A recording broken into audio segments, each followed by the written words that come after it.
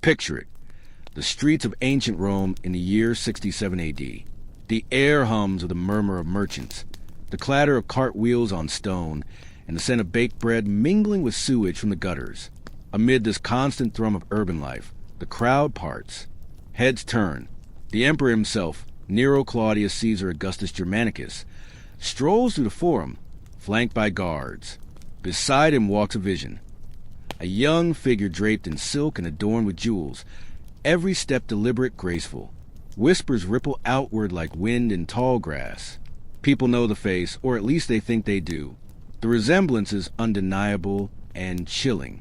This wife of the emperor was once a boy named Sporus, and what Nero had done to him was one of the most grotesque, psychologically shattering transformations in recorded history. Before the story reaches its darkest turn, it begins with a young emperor who seemed at first to embody promise. Nero had ascended to the throne at just 16, a boy emperor in a world of marble columns and iron ambition. In the early years, Rome saw reasons to hope. He reduced some taxes, funded public games that delighted the crowds, even took to the stage in theatrical performances, an eccentric but humanizing gesture in the eyes of common citizens. There was talk of a golden age under this youthful, cultured ruler, but absolute power in Rome was a corrosive gift. By the middle of the decade, something inside Nero had shifted, whether it was a paranoia of ruling an empire of 60 million souls, knowing at any moment a whisper in the Senate could spark an uprising, or the loneliness of living in a world where no one dared contradict him. His mind began to warp, and into that volatile mind stepped a woman who would become both his consuming passion and his undoing. Her name was Poppaea Sabina. By any account, she was breathtaking. Skin like polished marble, hair the color of ripe wheat under the Italian sun, a presence that commanded rooms. But her beauty was only the surface. She was intelligent, politically shrewd, and entirely aware of her own power. Compared to Nero's existing wife, Octavia, quiet, dutiful, the daughter of the previous emperor, Poppaea was flame to Octavia's still water. Where Octavia avoided attention, Poppaea sought it. Where Octavia spoke in measured words, Poppaea's laughter and voice carried like music in a banquet hall. Their affair began a scandal in the court's whisper corners, but it escalated into something far more dangerous. An obsession. Nero didn't merely love Poppaea. He possessed her in his mind, as if she were an extension of himself. Advisors noted his volatility. If another man let his gaze linger too long, Nero's temper could flare to murderous heights. He stationed guard around her, ostensibly for her safety, but in truth to monitor her every move. Gifts flowed like water from the imperial treasury. Gemstones from India, silk from China, rare perfumes carried over desert caravans. But material extravagance was just the surface. Nero's obsession went deeper, reshaping the court to center entirely around Poppaea. He divorced Octavia, a politically risky move that alienated powerful factions. He married Poppaea in a ceremony so lavish that even jaded Roman aristocrats gasped at the spectacle. Yet marriage brought no peace. If anything, Nero's need to control her grew. He isolated her from her family, filled her retinue with those loyal only to him, and commissioned statues and portraits that filled his private chambers. So her image was always within reach. Ancient sources suggest that he could spend hours just watching her move through her daily life. Not in tenderness, but in the manner of a collector admiring his most prized artifact. Poppaea understood the stakes of her position. She leveraged Nero's obsession to advance her family's fortunes, placing allies in positions of influence. But she also possessed something rare in the imperial court, the courage to speak her mind to the emperor. She argued with him over policy, mocked his artistic ambitions when they fell short, and resisted the total submission he seemed to crave. In the summer of 65 AD, that defiance met its breaking point. Ancient historians differ on the spark. Tacitus claims the quarrel was over Nero's devotion to chariot races, others over his time spent on stage. What they agree on is that Poppaea, pregnant at the time, openly criticized Nero for caring more about his image and his responsibilities as a husband and soon-to-be father. The argument turned violent. Some accounts say it was a single brutal kick to her abdomen. Others, a sustained assault that left her collapsed on the marble floor.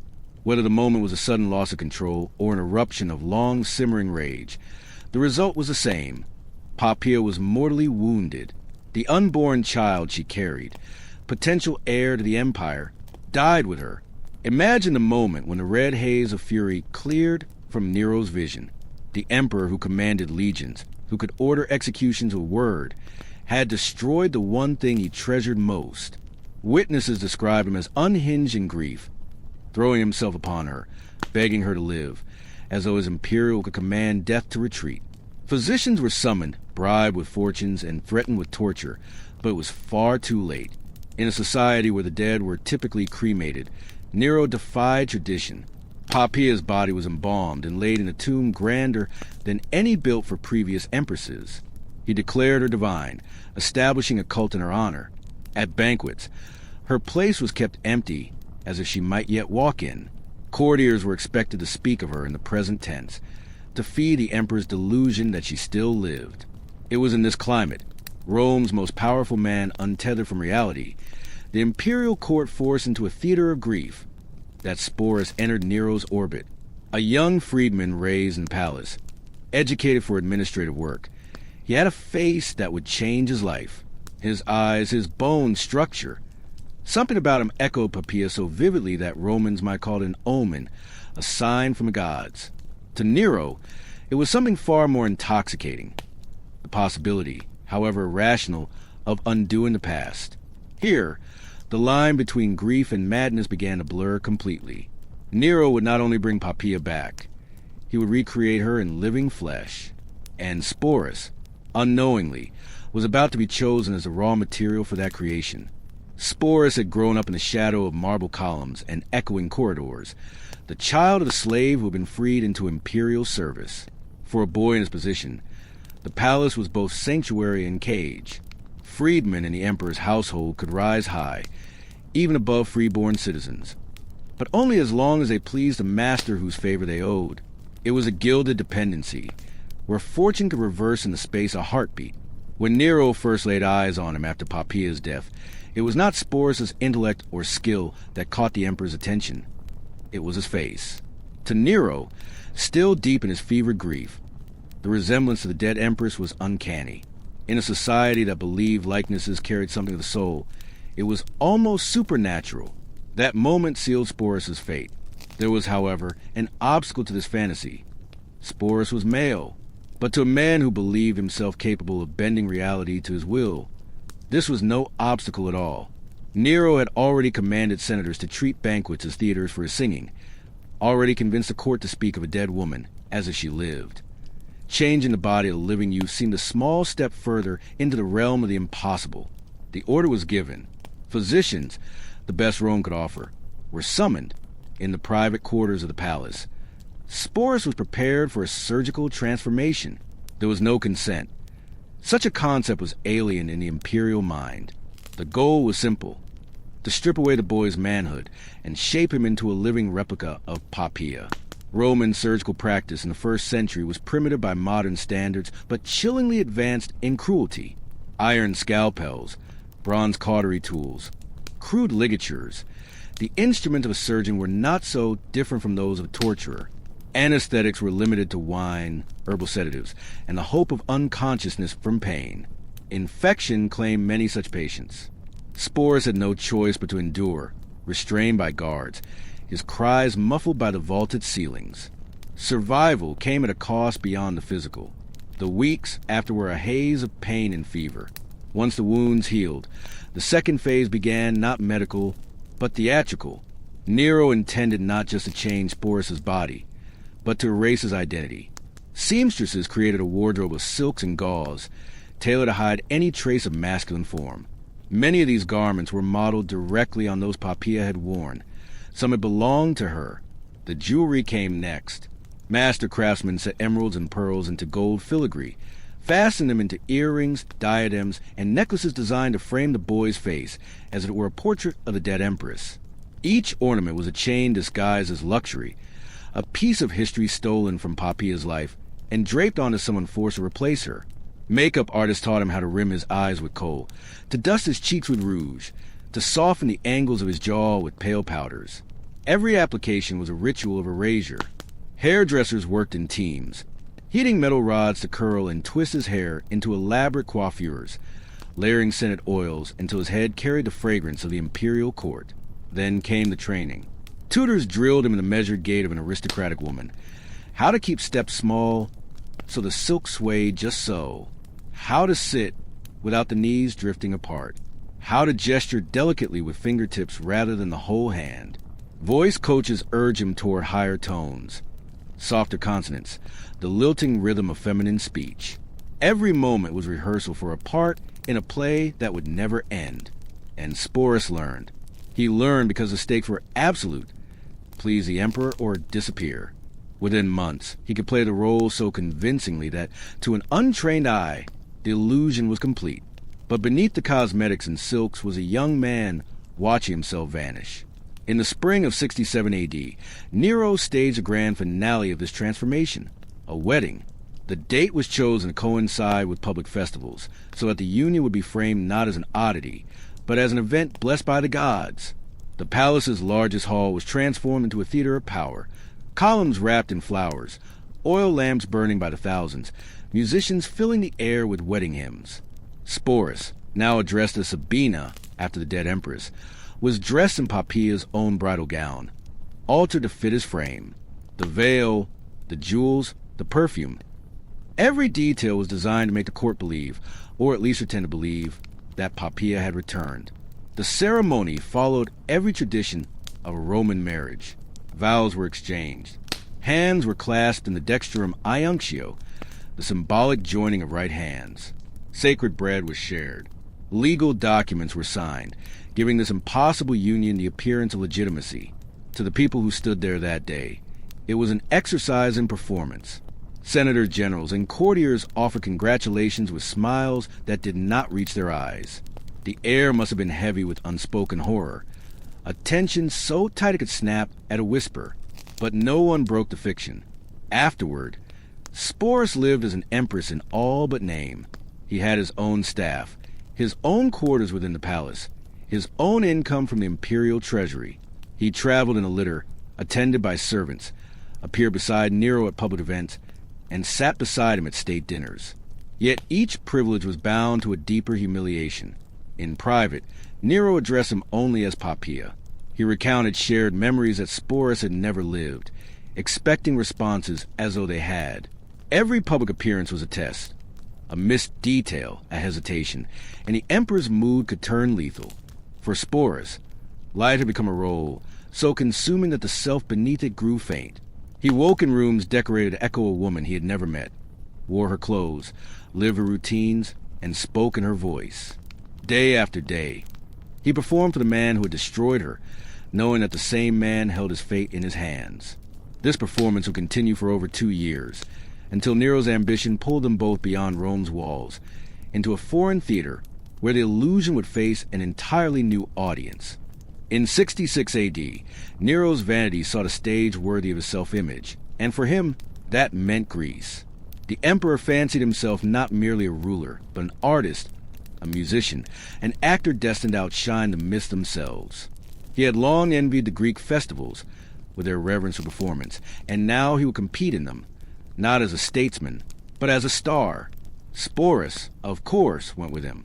The Empress was part of Nero's public identity now, a jewel to display before foreign dignitaries.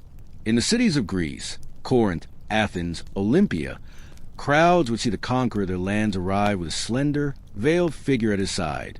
Those close enough to glimpse the face beneath would note the fine features, the painted lips, and perhaps wonder why this wife seemed so young, so still, as if moving within an invisible cage.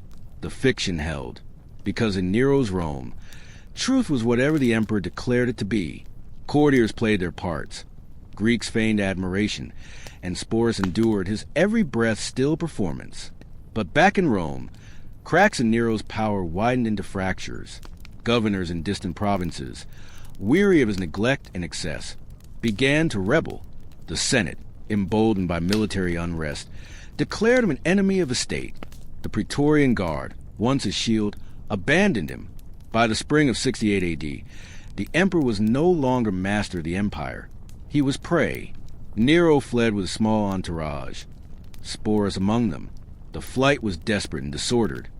Horses galloping through moonless nights, back roads chosen to avoid patrols, whispers of betrayal at every stop. They found temporary refuge in the villa of a loyal freedman outside Rome. There, Nero wavered between schemes of escape and the melodrama of preparing for suicide. When news came that soldiers were closing in, Nero finally acted. He would not, he declared, let the people see him dragged in chains. Assisted by a secretary, he drove a blade into his own throat. His last words, according to some accounts, were not of the empire, but of himself. Qualis artifex perio. What an artist dies in me. For Sporus, Nero's death was not liberation. It stripped away the fragile shield of imperial favor, leaving him exposed in a court now reshaped by vengeance and opportunism. To some, he was a living symbol of Nero's depravity.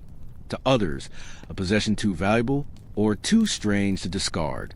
He was claimed first by Poppaea Sabina, a commander of the Praetorian Guard who had helped orchestrate Nero's fall. Sabinus paraded Sporus as if inheriting the emperor's most prized ornament. When Sabinus himself was killed in a power struggle, Sporus passed to Otho and then to Vitellius, each man perpetuating the fiction of Poppaea returned. None freed him from the silks, the cosmetics, the role. Under Vitellius, the final cruelty took shape. The new emperor was planning a series of public entertainments in the Colosseum, spectacles designed to dazzle the people and assert his dominance. Among them, a reenactment of the myth of Proserpina's abduction, a woman seized by the god of the underworld, dragged into the shadows. Vitellius intended Sporus to play the victim. The performance would end in real violation, staged before tens of thousands. For Sporus, this was not merely another humiliation. It was annihilation. The years of enforced transformation, the endless charade, the constant vigilance to survive. This would reduce him to nothing more than a brutal joke from mob. And this time, there would be no courtly illusion, no veil between him and the crowd's cruelty. Faced with his final degradation, Sporus made his choice. Sometime before the spectacle, he ended his life, most likely by poison. He was perhaps 20 years old. In death, he took back the one thing that had been denied him since Nero's first gaze had fallen upon him: the power to decide his own fate. Ancient historians, writing from the safety of decades or centuries later, rarely dwelled on Sporus's humanity. To them, he was a symbol of imperial decadence, a footnote in the larger story of Rome's decline. But if we strip away the layers of political commentary, what remains is something far more personal and haunting. A boy stripped of identity, refashioned into a dead woman's shadow, and forced to live out another man's fantasy until even that was no longer enough. We will never know what Sporus dreamed of before Nero's obsession consumed him, whether he longed for a quiet life, for love, for the chance to serve the empire in ways that use his mind rather than his likeness. Those possibilities were erased the moment the emperor decided he resembled Poppaea. From that day on, survival meant surrendering piece by piece the self he had been, until there was almost nothing left. And yet, in the end, he refused. That refusal came at the highest cost, but it was a decision made on his own terms, and that makes it, strangely, an act of defiance. Across the gulf of nearly 2,000 years, it still carries weight. His story is a reminder that behind the marble facades and triumphal arches of history, there are human lives that bore the full weight of power's cruelty, that empires are not only built on victories and monuments, but on the bodies and identities of those caught in their rulers' obsessions, and that sometimes, even in the shadow of absolute power, the smallest act, choosing one's own end, can be a final, unyielding form of resistance.